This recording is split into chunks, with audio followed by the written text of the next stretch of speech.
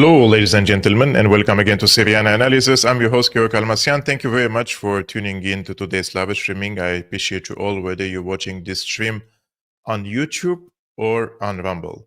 I truly also would like to express my gratitude for everyone who has been watching the last podcast, conversations, streams, and analysis on Syriana Analysis. This channel is growing, and I'm very happy to see that it is getting more attention, especially after 8 years of consistent work on this channel in order to bring it to the higher level of the community which presents solid analysis in the online community.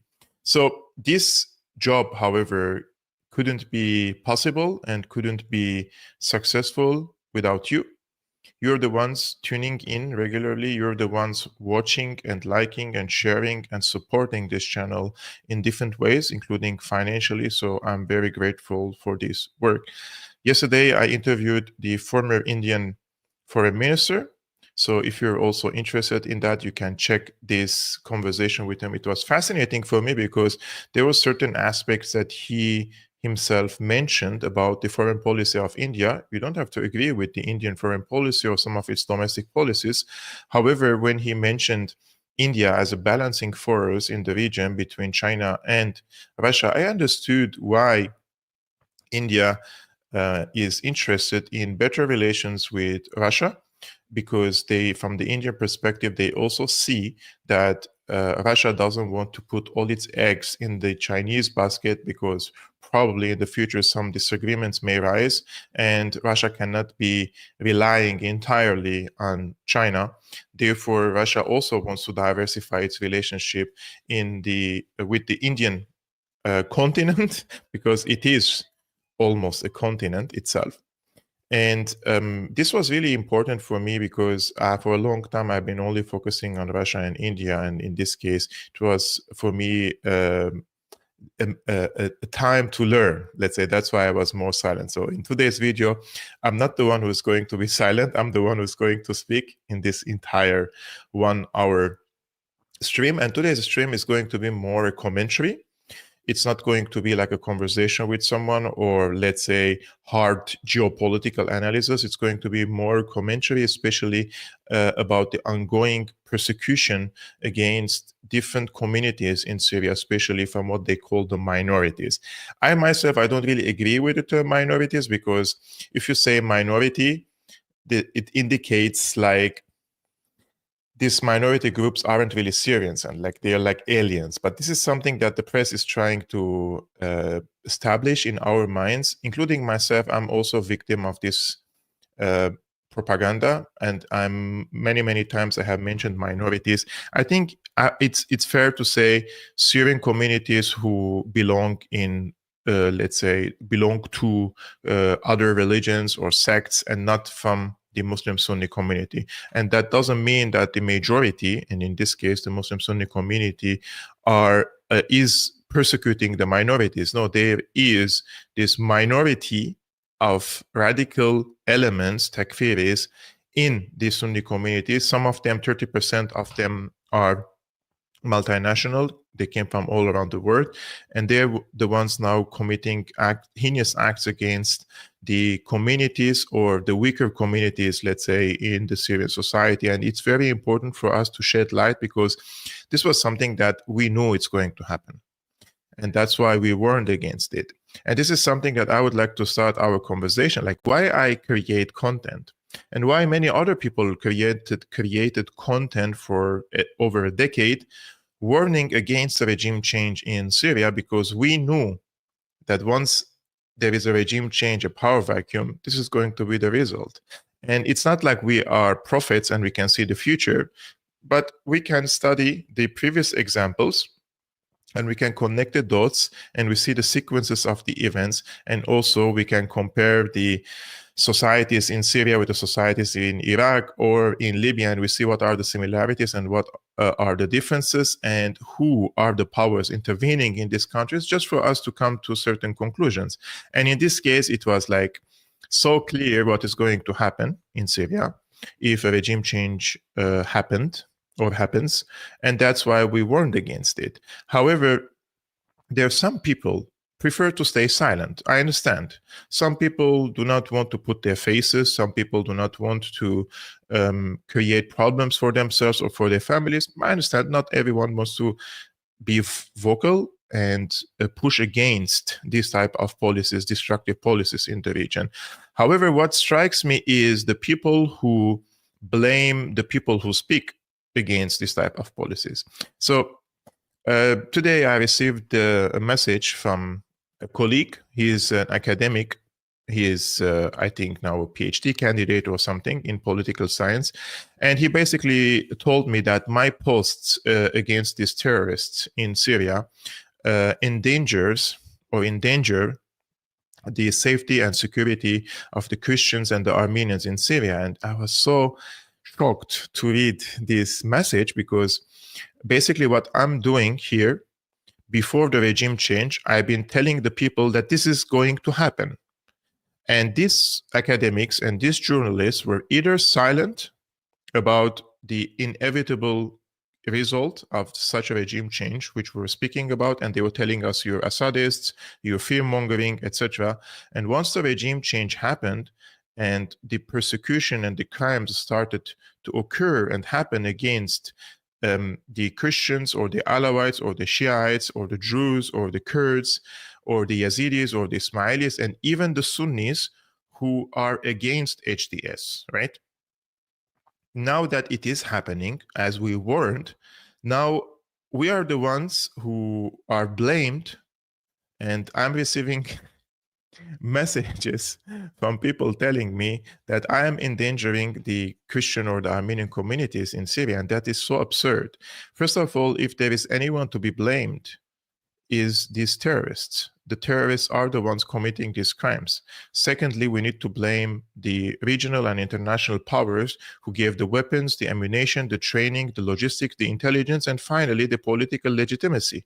We also have to blame the mainstream journalists and the legacy media for giving this media cover and, again, legitimacy to these terrorists. And they have whitewashed them, and now they are rebels, and they are their administration now. Yesterday, I was reading an article, a new article, basically. This is in, I think it's in The Guardian, and they're literally calling the previous Assad government a regime and the current Jolani government as an administration. So they're the ones who should be blamed, and not the ones who are pushing against it or trying to expose and shed light on this type of crimes.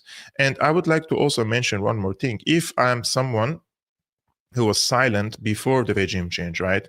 And I said, no, none of this is going to happen, for example, either silent or I denied the possibility of the occurrence of such events, then you can also blame me for speaking about it only in the afterwards or in the aftermath of the regime change. But I'm known for a long time for telling the people that this is exactly what's going to happen in Syria.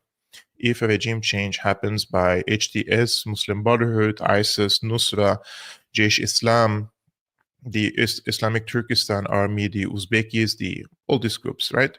I've been saying this, but these people were ridiculing me. Now that it's happening, I'm shedding light and I'm posting regularly on X about these crimes. Now I'm the one who's putting these communities into danger. Do these people really believe that if you're silent about the crimes, then they will not commit the crimes? Like I'm serious about this question. Like if in 110 years ago, when the Armenian genocide happened, and of 2 million Armenians, 1.5 million Armenians perished during what they call the Medzierem, the great tragedy. Like back then, if the journalists or the photographers who took these photos and exposed the crimes, if they didn't do this documentation, then the Ottomans or the Young Turk government wouldn't have committed the massacres against the Armenians. What kind of twisted logic is this? So the job of the journalist, the commentator, the podcaster is to shed light on this type of events. And I'm not going to stop telling the people about what's happening in the country just because some people in the journalistic field or in academia are cowards, are either cowards, complete cowards, and I know many cowards in this field, they don't dare to speak up. Or they think in their twisted academic logic, because they have studied in mainstream academia, that we have to be silent in order to appease these genocidal groups in Syria. And these groups are genocidal. They are saying we are here to ethnically cleanse Group A, Group B, Group C. It's in their literature, it's in their ideology. Like, they have been doing this even before the regime change. So if I want to speak about the smaller scope of an example, right? Let's make it smaller. So before the regime change, most of these HTS militants were in Idlib.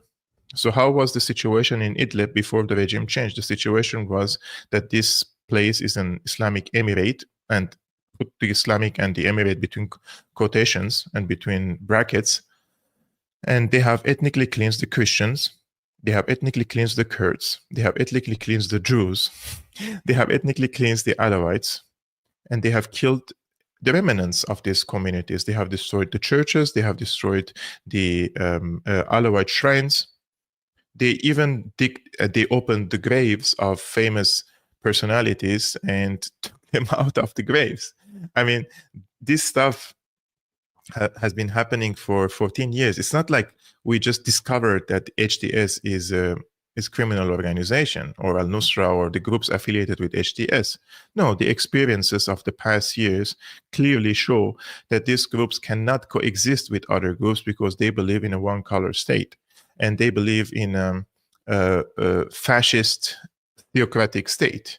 And this has nothing to do with the Muslim communities or with Islam itself, because most of the Muslim communities in Syria, in Aleppo, or in Damascus, those are the biggest two Muslim Sunni communities, they didn't go against the government, the past government, right? They didn't rise against the previous government. And they have kept their ties, and they were in the government, they were in the military, they were in every official position in the government, right?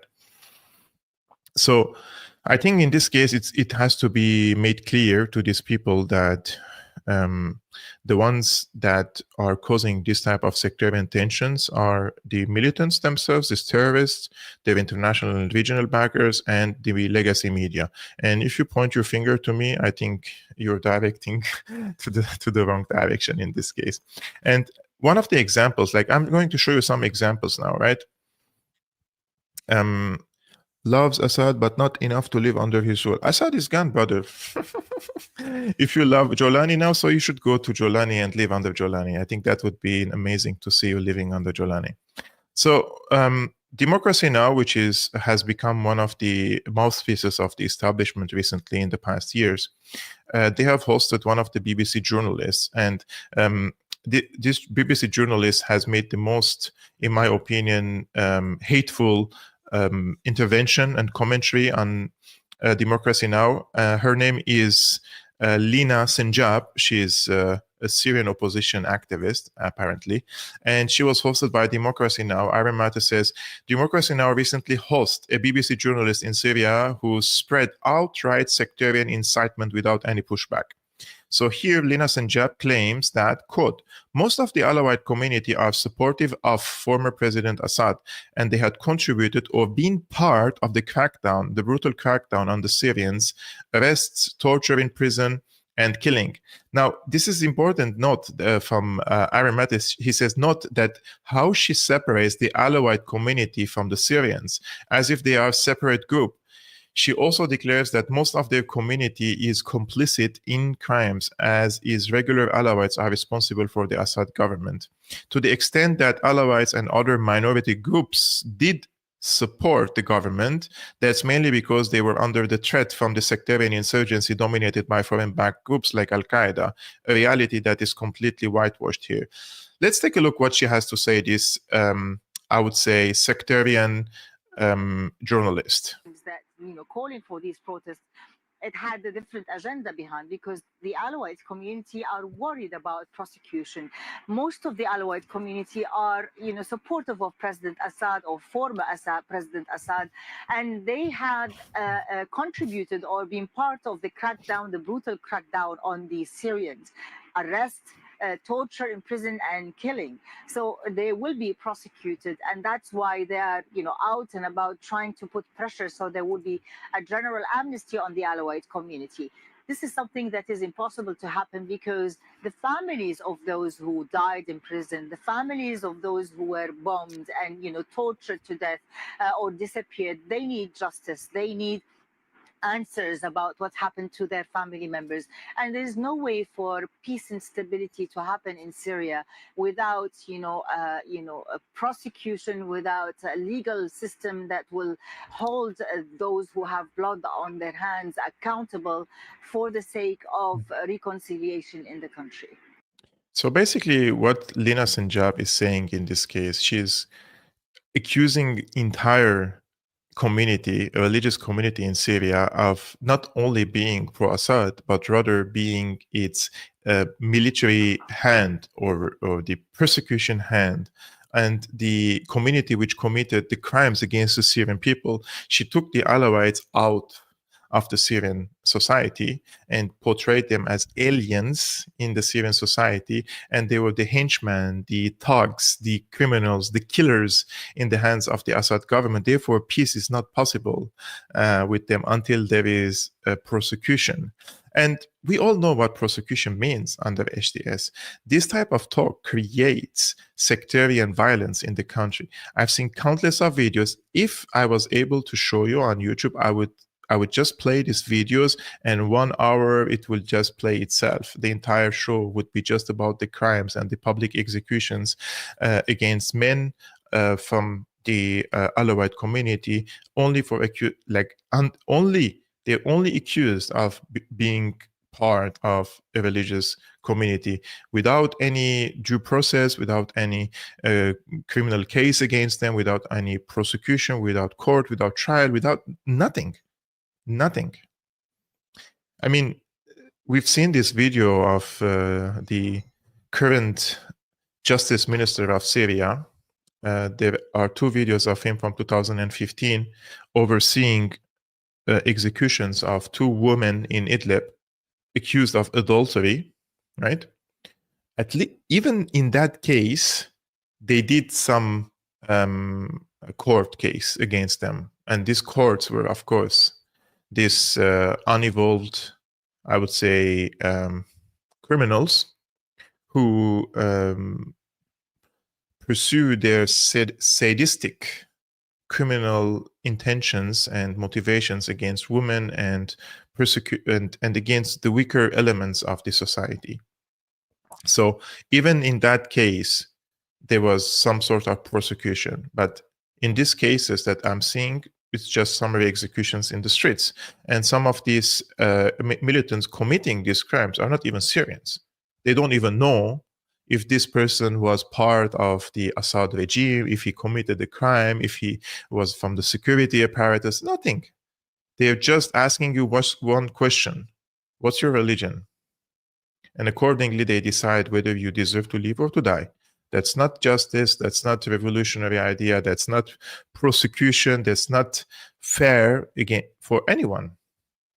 And if the Assad regime basically committed heinous crimes, including torture, then you, as a revolutionary, you should present a better example for the people to believe that you are just and you are legitimate power and authority in Syria.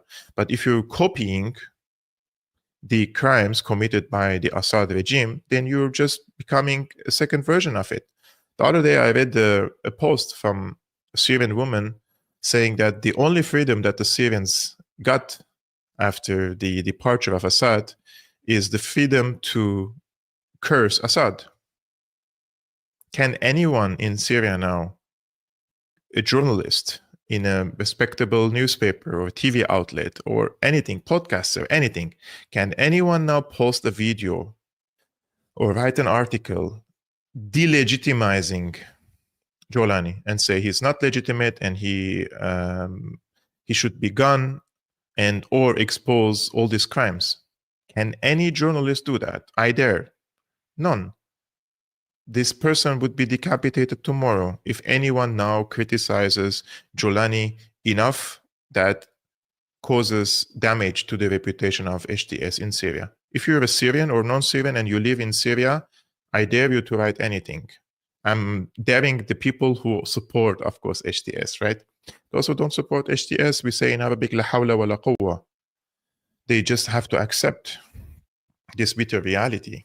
So this type of videos, and by Democracy Now! Hosting this BBC journalist, it goes even a step further in this case. So Aaron says here, Lina Sinjab dog whistles more incitement against Alawites and Shia in Syria by declaring that many of the Alawites and the Shia in Syria have always been affiliated to foreign powers like in Iran, which is the most feared foreign power in Syria. Take a look. But I have to say the most feared one among people here is Iran and its affiliated militia, whether in Iraq or in Lebanon from Hezbollah or the Shiite militias in Iraq.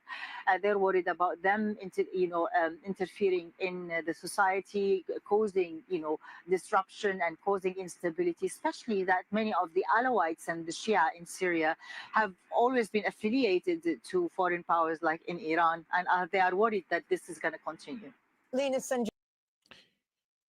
So in this case, it's important to note that what she did basically, first of all, she alienated the Alawite community by trying to draw separation between the Alawites as a community, as if they are separate from the rest of the Syrians. She portrayed them collectively as criminals, thugs, and prosecutors, and any crimes committed by the regime is on the Alawites. And then she affiliated an entire religious group to the Shias, to Iran. And guys, you have to understand there is a huge difference between the Alawites and the Shias. Shias and the Alawites are not the same. And the Alawites do not have any religious affiliation and do not get any religious authority from Iran. They're not interconnected as the mainstream media is trying to portray to you. So what they're trying to do is they're trying to mix the Shias and the Alawites together and say those are all affiliated to Iran.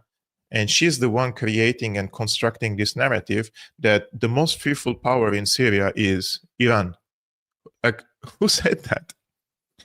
Of course, there are people who are fearful of Iran, but who can measure and tell me that Iran is the most feared power in Syria? Who says so? The BBC? I mean, who is occupying Syria? No. 1/3 of Syria is in the hands of the US and its Kurdish militias, the SDF. 1/3. Israel occupies the Golan Heights, now parts of Bonei Tira, including Mount Hermon, which is the highest mountain in Syria. It overlooks entire Damascus. It is 20 kilometers away from the capital. It overlooks Lebanon now, thanks to this occupation of Mount Hermon. The Americans occupy the Al-Tanf border crossing between Syria, Jordan, and Iraq. And Turkey occupies the north. So there are American, Turkish, Israeli forces occupying large swath of territories in Syria. Most of Syria is in their hands, basically. But the power that should be the most feared in Syria, according to BBC, is Iran. Iran doesn't have any forces in Syria. Even during the Assad time, there were few hundred, during the entire discourse of the Syrian conflict, a few hundred Iranian advisors, and there were no combat forces on the ground from Iran. I just want to see. Okay. I just want to advise the people, like, if there is someone trolling you, we are here, we're a respected podcast. We're here to exchange ideas and speak and explain and talk in a calm way. We're not here to fight with each other or some trolls in the comments. I don't want to block people. Just ignore them. They thrive on attention, Just leave them alone, I would say. So this is from the media, this incitement against the Alawite community in Syria. Now, we have also radical imams in this case, which this has to be also said. So now that there is a power vacuum in Syria, every radical preacher or every radical person could come and start preaching things in Damascus. And this is one example. He says, if you don't stop overstep, he's talking to the Alawites, and he says, if you don't stop overstepping, you will be expelled from your homes. Likely a reference to Alawite protests against the sectarian crimes committed against them. Then he states that minorities should stop being selfish, sectarian, and stop isolating themselves, and that Syria is for all. He again addresses Alawites and tells them to stay silent. He wants them to be part of the society because Syria is for all, and then he wants them to stay silent. Unless the sectarian bloodshed begins with them, because you Alawites will be fought in every manner until people take revenge. So this type of talk and this type of incitement in Damascus has become the norm. There are so many examples like this. For example, I will show you this militant from HDS wearing the badge of ISIS on his Jabhat al-Nusra, the Al-Nusra Fund on his chest. So this is one example for you to see that this type of people are now everywhere in Syria, including inside the Umayyad Mosque in Damascus. I will show you first the video and I will tell you what he says. أما رسالة الأولى إلى طواغيت النظام المجرم فقد وجدنا ما وعدنا به ربنا فقد وجدتم ما وعدتكم به ربكم فوالله إنكم ذاهبون إلى متاهة لا تعرفون مداها فأبشروا بسكاكين تجز الرقاب بإذن الله وها نحن مساعد أموي تكبير الله أكبر. So this is in the middle of Damascus. This is in the Umayyad Mosque. So one of the HDS militants wearing the badge of the Al-Nusra Front, promising the minorities that they're here. Minorities, you know now what I mean with minorities. He's promising them with knives. He says that they have come with knives to slaughter them. So, and they make such videos and they post them on social media platforms. And what I'm seeing basically from mixed reactions, right?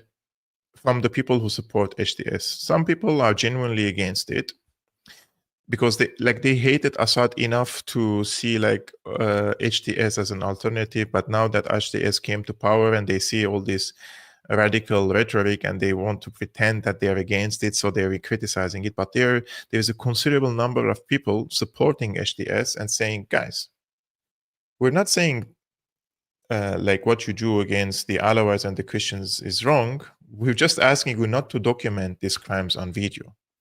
And there are videos of activists, journalists living in Germany, in Europe, saying that, calling on the HDS militants to commit these crimes and continue committing these crimes and ethnically cleanse what they call the minorities, but advising them not to document. There's do it, but without don't use your smartphones and capture these moments, do it, but behind the scenes, do it, but off camera. So many people who support HDS, they believe that HDS is correct in committing these heinous crimes against the Syrians, basically, right? Including the secular Sunni Muslims, including the Sunni Muslims who oppose HDS, although now all people pretend in Syria that they support HDS, Muslims and non-Muslims. So the issue for them is not the crimes of HDS and how they're treating the people. The issue for them is that they're documenting their crimes, right? So this is how low they can also get. I will show you another example, which is it happens a lot these days again in Syria. So you're basically, Syria is Syrian people are just happy people. They like music, they like dancing, they like food, and many people also like alcohol, Muslims and non-Muslims. And if you're a Muslim from Syria and watching this, I dare you to say no. I know many Muslims who drink alcohol in Syria. Some of them, they don't drink it in public because they don't want to be socially judged. But there are people who do. And one day, anyways, I don't want to bring that example now. So in Aleppo, for example, you could go to a restaurant where there is music, where there is singer, and sometimes even a belly dancer. Everybody knows these things. I've been to Aleppo, I've been to Damascus, I've been to Homs, and I've seen such parties. In some of these parties, people drink alcohol. If you don't drink alcohol, you're mostly welcomed. You can drink anything else. So you can see a table of people sitting and drinking alcohol and dancing and, and then the next table in the same restaurant, they are family of people, they cover their head, they are hijabis and they're religious, and they don't drink. It's fine. He is happy, they're happy, and the people who are drinking are happy. So you had the freedom of choice. You can live this type of life, or you can live this type of life, or in the middle of do whatever you want. Nobody can intervene legally or politically or by the security forces trying to enforce any type of lifestyle on the people. But with HDS in power now, what they're doing basically, they are breaking the alcohol shops, destroying them. So many incidences. They have kidnapped an alcohol seller in Jable the other day, and his whereabouts is still unknown, probably killed. And they're going to restaurants and cafeterias which serve alcohol, and they're basically harassing the owner, harassing the people there, and telling them this is against the rule of God, that they have to stop drinking. What are you doing? Are you going to hell? You will burn in hell, and this and that.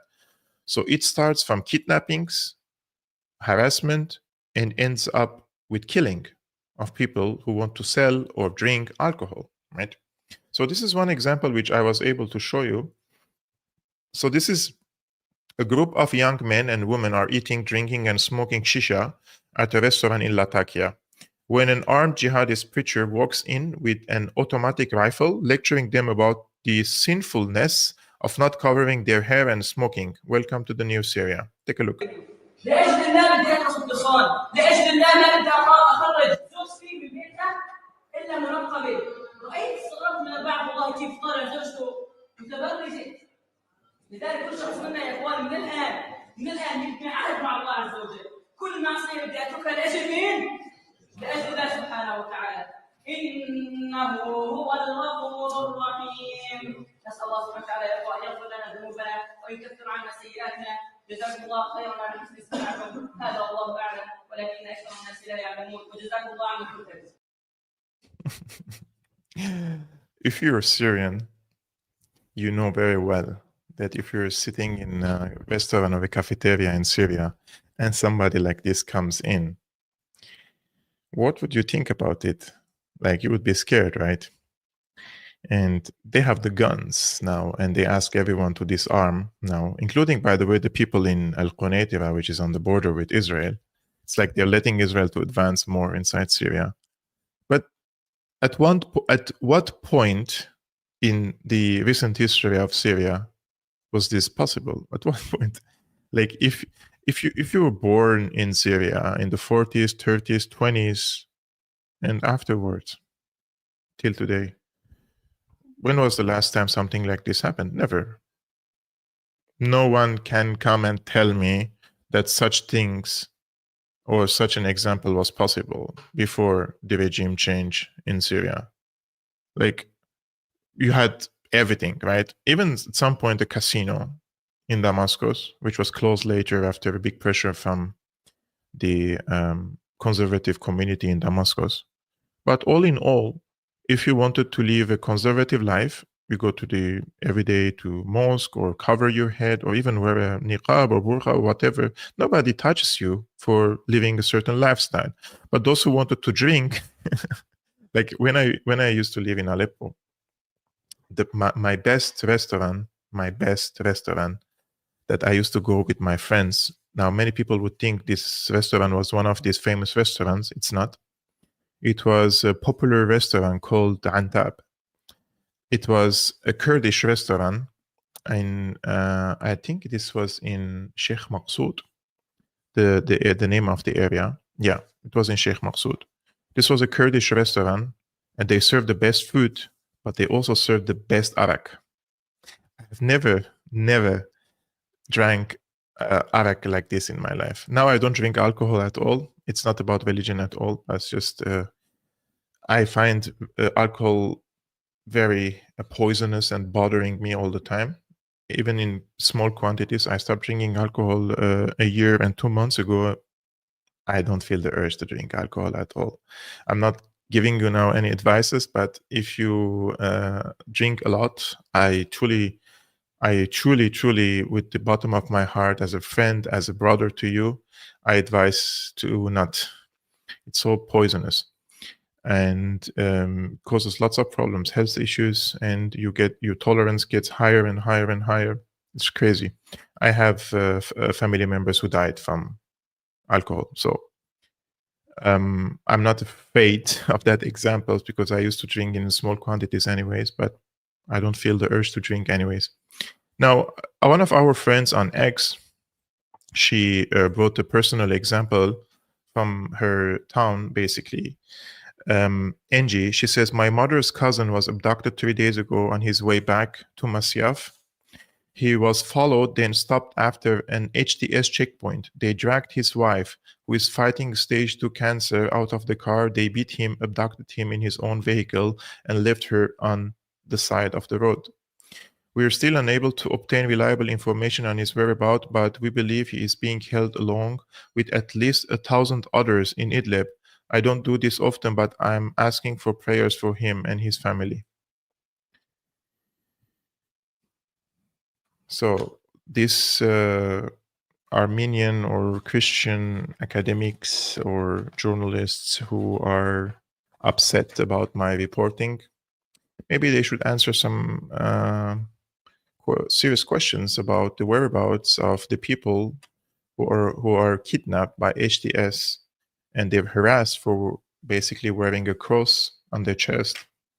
And maybe try to then, if they don't want people to shed light on these atrocities, maybe they should do something about it instead of just staying silent. Or if there is a better way to protect the Syrian communities, I'm open for suggestions. You can DM me, you can send me an email. If my tactics or the way I'm talking or the way I'm presenting and what I'm posting is not fruitful or it's bothering or endangering some people, then send me your suggestions. But don't come and say that I'm the one endangering. The ones who are endangering these communities are the HTS themselves and the powers who gave HTS this authority and weapons and legitimacy. It's not me. I will show you an example that is the irony of the ironies, and don't laugh hard, okay? Just stay. This is not from The Onion, guys. This guy is the Justice Minister of Syria, now under Jolani. Not The Onion. Jolani is Justice Minister, famous for overseeing public executions of women in Idlib, sitting down with a Turkish delegation to chat about, he checks the notes, war crimes by the former Assad government. Truly a masterclass irony. So this guy, the Justice Minister, guys, there is a video of him basically overseeing the execution of women with guns in Idlib after a court session by himself, by this guy, accusing them of adultery. He is meeting with a Turkish delegation to discuss the war crimes committed by the Assad regime. I think the irony is that in this case, and I mean, he strikes back with another ridiculous statement, and he says, سيتم محاسبة كل مجرم تلوثت يده بدماء السوريين. So every criminal whose hands were soaked with the blood of the Syrian people will be prosecuted. So this guy who oversees executions and gives the order of executions in Idlib is now going to bring justice to the Syrian people. If you believe it, there is something we need to check inside the head, you know, like open the head and see what's inside.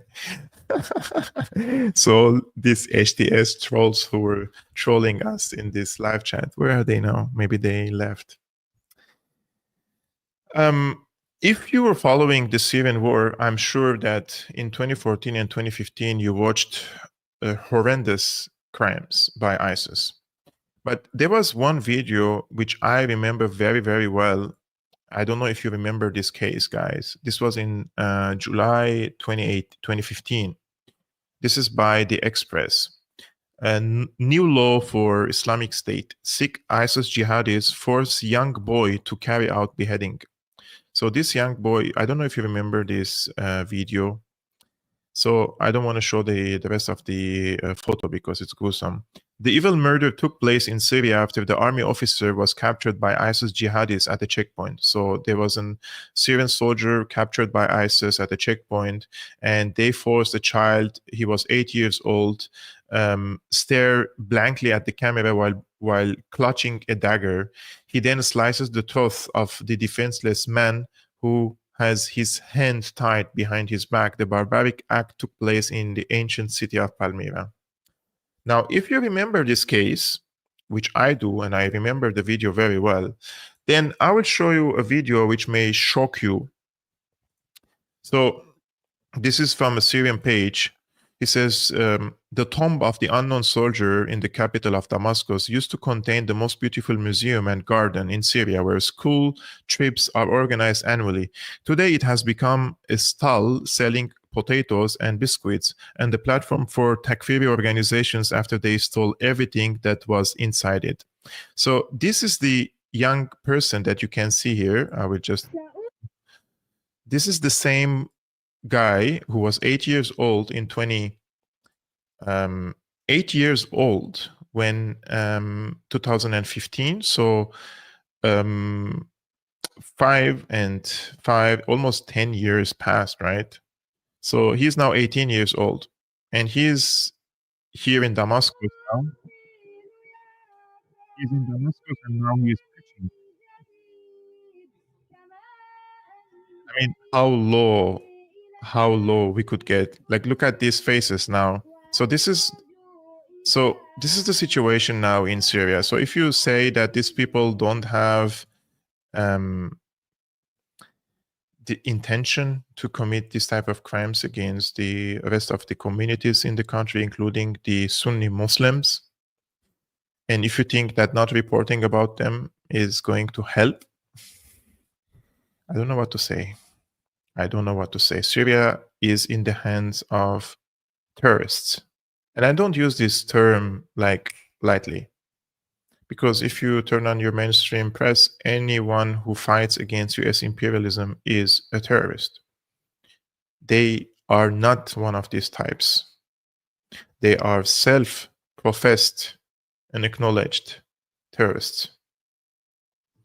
And they have a track record in terrorist acts. We're talking about decapitations and slaughtering people and cooking them and eating human organs. I've seen a lot of these videos. And those are the ones who are celebrated nowadays by the civilized world. So if you think that I should stay silent about it, I think you're wrong. Another absurd news comes from Syria. A Tajiki citizen appointed to high position in the new Syrian army under HTS. This guy now has a high ranking in the Syrian army.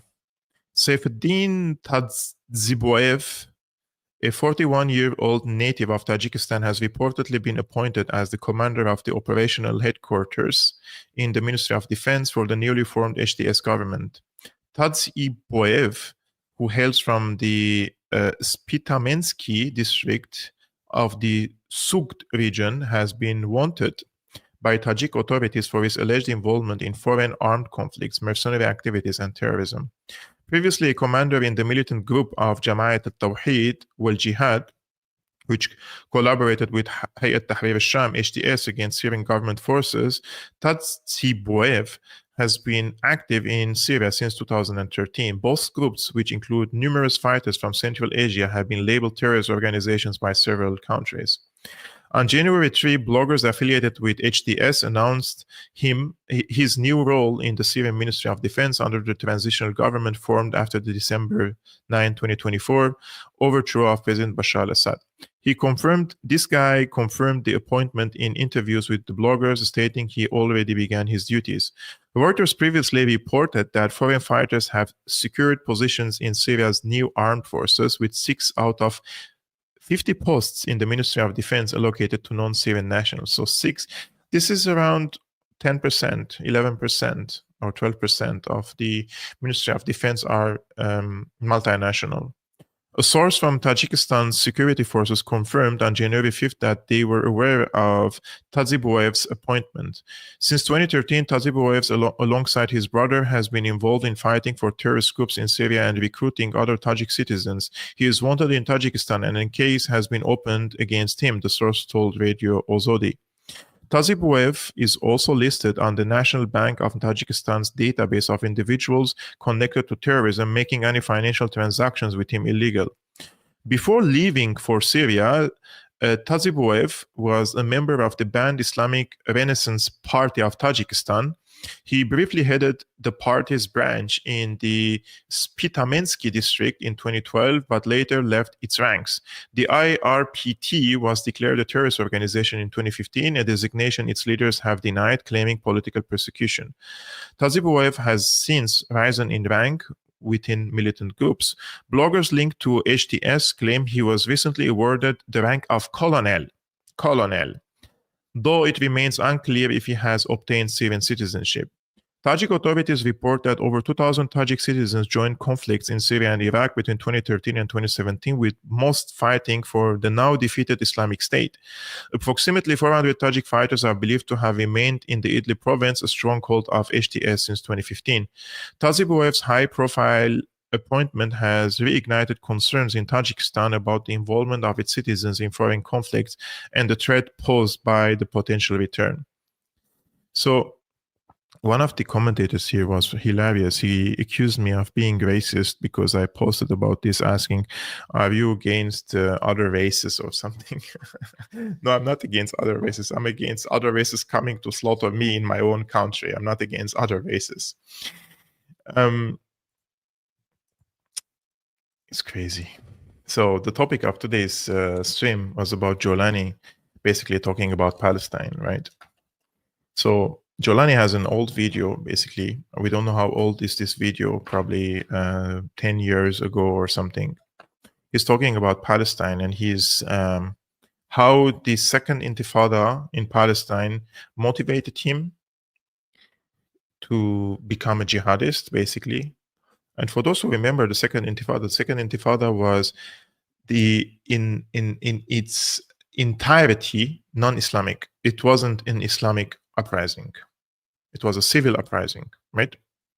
But he saw the uprising in Palestine, and this has motivated him to become a jihadist, according to him. I want to show you his video talking about Palestine, and I want to ask you, what did you notice in this video, right? And what's your take on it? Because some of you were also telling me that other podcasters who you trusted, now they're whitewashing HTS and saying that HTS will liberate Palestine, or they are with Palestine, etc. So this is one of the videos that he speaks positively about Palestine. But let's first watch, and then we will come back. والله هي سبحان الله مأساة فلسطين. يعني مهما تعرض المسلمين لمآسي وبرا فلسطين، لكن سبحان الله تبقى فلسطين هي تشعر أن هي يعني تذكرنا على الدوام أن هي بوصلة المسلمين، هي بوصلة تحرير المنطقة يعني. لأنه هي مأساة عمرها صار أكثر من 100 سنة، ولكن سبحان الله الشعب لا يزال صابر، لا يزال يعني اشتغلوا على الشعب الفلسطيني بكل أنواع التهجير، قتل، إبادة، لعب في الأفكار، ثقافات، كل هذا حاولت أن تنزع رغبة يعني أهل فلسطين بالعودة إلى بلادهم، أو تنزع رغبة المسلمين، تيأسهم من الحديث عن القضية الفلسطينية.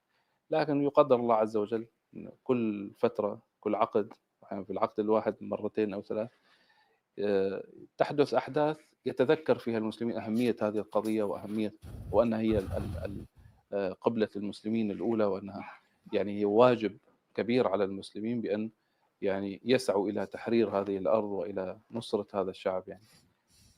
لأن هذه بصراحة هي قضية مؤلمة يعني، وأنا من الناس الذي عشت يعني طفولتي وشبابي على حب فلسطين والنظر إليها والتفكر بالواجب الذي ينبغي أن نفعله لكي نفعل شيء تجاه فلسطين.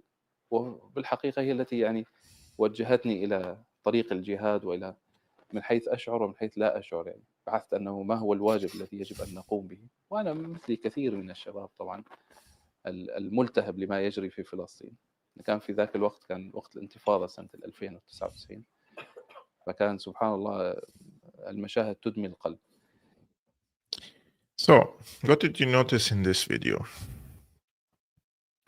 So basically, Jolani, in the year 2000, he watched what's happening in Palestine, an uprising with stones against the military war machine of Israel, kids throwing stones on tanks. And this has touched him, right? Like any decent person should be. And what did he do about it? He became a jihadist. Okay, what does the jihad mean? Jihad means a struggle. You're struggling for a just cause, right? This is in the simple sense of it. Okay, let's suppose that he wanted to, for the better cause, or he wants to struggle for a better cause. And so what did he do with that motivation and anger? He didn't join the Palestinians. He didn't fight for Palestine. He went to Iraq. He went to Iraq and he joined Al-Qaeda. And Al-Qaeda has not been and will not be a legitimate resistance to any foreign occupation. Al-Qaeda as a construct, as an organization that received immense intelligence and military support from the US, CIA, and the Saudi intelligence, is a contract army for the US. And when Julani joined the ranks of Al-Qaeda in Iraq, this was the time when there was a legitimate resistance against the American and British occupation of Iraq. And the Brits and the Americans, they pursue divide and conquer, divide and rule. So what would they do? There is a legitimate resistance against them, and they want to demoralize the resistance. They want to divide the Iraqi people. They want to cause divisions in the Iraqi society to avoid and crush the resistance against them. So they went to work, again, as Hillary Clinton says, and they adopted their brilliant idea of supporting these Al-Qaeda elements in Iraq in order to cause sectarian strife and sectarian war in Iraq. Now, with the Saudi intelligence and American and British intelligence, when they supported the types of Jolani in Iraq, Jolani started sending car bombs into civilian neighborhoods in Iraq, especially to the Shia neighborhoods. So now Al-Qaeda is not fighting the US alone, but also fighting the Shias. So they have caused vertical divisions in the country. And this was the strategy of the US and the Brits in Iraq. They wanted to crush this opposition, this resistance against them, by creating or facilitating the spawn of Al-Qaeda in Iraq. There was no Al-Qaeda in Iraq before 2003. And Jolani went there. He was one of the people responsible for sending car bombs to residential areas. Now, the leadership of Al-Qaeda in Afghanistan or in Pakistan back then, Ayman al-Zawahiri was against sending, even Ayman al-Zawahiri was against sending car bombs to Shia communities or Shia neighborhoods, and he warned Jolani against doing such criminal acts. Imagine, like even in Al-Qaeda, Zawahiri was against Jolani, but Jolani was more radical than Zawahiri himself. And then he ended up in an American prison, most likely groomed by the US intelligence, and then sent to us back to Syria to lead this insurgency against Assad, to form the offshoot of Al-Qaeda in Syria, and then do the regime change. So if you connect the dots, Jolani has been an American asset for a long time, whether he knows it or not. And then when he arrived in Syria and the insurgency started against Assad, where did HTS or al-Nusra get most of their weapons from? This was from the Timber Sycamore operation. This was the Americans sending the weapons from Libya to Syria. The Americans allowing Turkey to bring all these weapons to ISIS and Al-Qaeda factions in where, like, what is the, the geography of Syria. Syria borders Turkey in the north, and Turkey opened the borders, and all these multinational Takfiris came to Syria, and the weapons came from Turkey to these groups. Where else can they send the weapons? It's either Jordan or Turkey. So because this al-Nusra was mostly in the north in Idlib, Idlib is on the borders with Turkey, so logically it's from a NATO country. So now that HTS came to power, they say that they don't want to fight against Israel, and they say they don't have the capacity to do that, and they want to make peace on the long run with Israel. So what Jolani said 10 years ago, it's irrelevant, because back then he was doing the same hasbara or same populistic talk like Erdogan does, because his boss is Erdogan, right? So he is mimicking Erdogan, basically, a big mouth, talking bold stuff about Israel, but then doing business under the table. Where does Israel get 40% of its energy needs? It's from Azerbaijan. Pipeline comes to Turkey, and Turkey sends it to Israel. So 40% of the war machine of Israel operates on Turkish Azeri fuel. And they're killing the Palestinians. But Erdogan supports Palestine verbally. But that's what the people want to hear. This is the unfortunate truth about West Asia, Middle East. Most people are just emotional, and they just like hearing people supporting them verbally, but doing business with Israel under the table. This is what Erdogan does. And similarly, Jolani, when Jolani's militants, fighters, occupied the Golan Heights, the borders with Israel, the Syrian Golan Heights, which is occupied by Israel. When they were injured, they used to go to Israeli field hospitals in the Golan Heights and get medical treatment. And Netanyahu used to go and shake hands with them. And the leaders of the Al-Nusra Front, which is the offshoot of Al-Qaeda, near the borders with the Golan Heights, they used to receive their salaries from Israel. And Israel gave them weapons. Israel conducted hundreds of airstrikes against Syrian army positions, 0 against Al-Nusra or ISIS. What does all this tells you, right?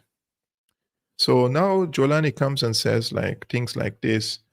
It's absurd, and those who are spreading this type of talk are absurd also as well. Like if anyone tries to really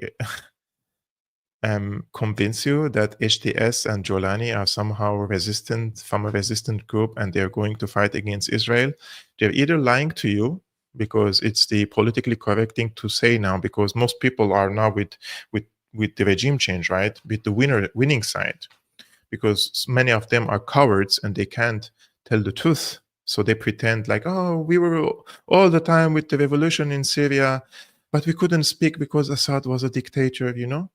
So this is the politically correct thing to say now. It's more difficult to say that I was against regime change now than in the past. So these people are either trying to play politically correct, and because most people want to hear this, and it gets them more views and basically attraction, or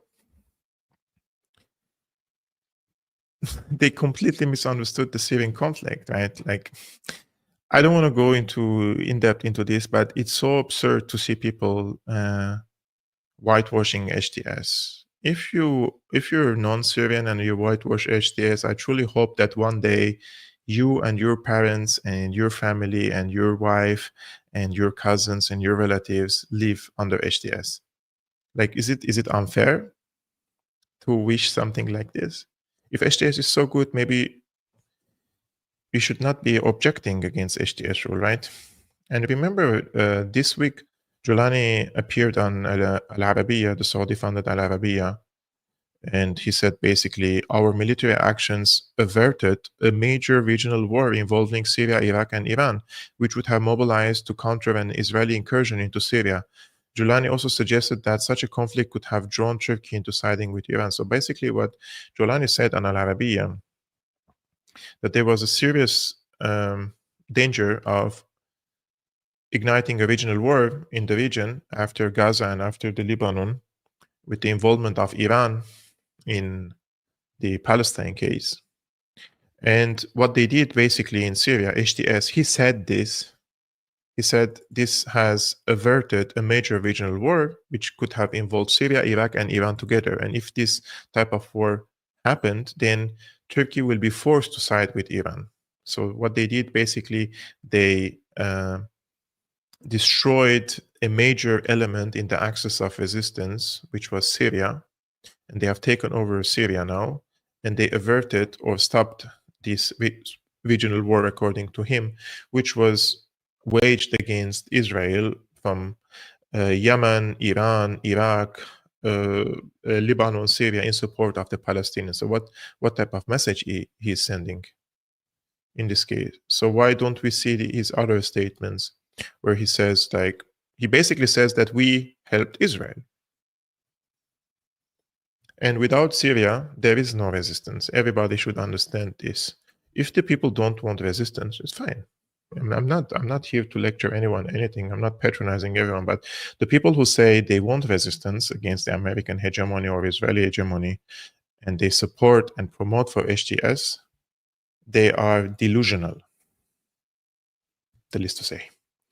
Guys, on Monday, there's going to be a brilliant discussion debate with a friend and a colleague, Karim. Karim hosted me multiple times on his show. So he's going to come to my show on Monday. There were some points I made on my channel, which he watches. And on my podcast, he watches it. And he found that he disagrees with me. So I would like to have a respectful discussion with him, a debate about few issues, including who betrayed Palestine, and whether or not the people of the region, they were fooled again by the US empire to buy this regime change war in the region and help the Israelis without knowing they are helping the Israelis and basically harming the Palestine cause. Because I'm also I support the argument that says, yes, US empire is strong and everything that we're speaking about is quite clear, but the people also falling for the same trap over and over again. So I also blame some of the people who fall for the same script, American script all over again. So we're going to have some chit for chat. If you like to see that, make sure to subscribe to this channel and like this video. And if you like to support my independent work, guys, you can also become a patron. The link is scrolling on the screen, patreon.com/Syriana Analysis. And those who don't want to use the Patreon, there are also different other means in the description below of this video. You can find them. So we will see you on Monday, guys.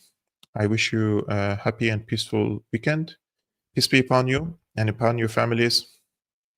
Salam.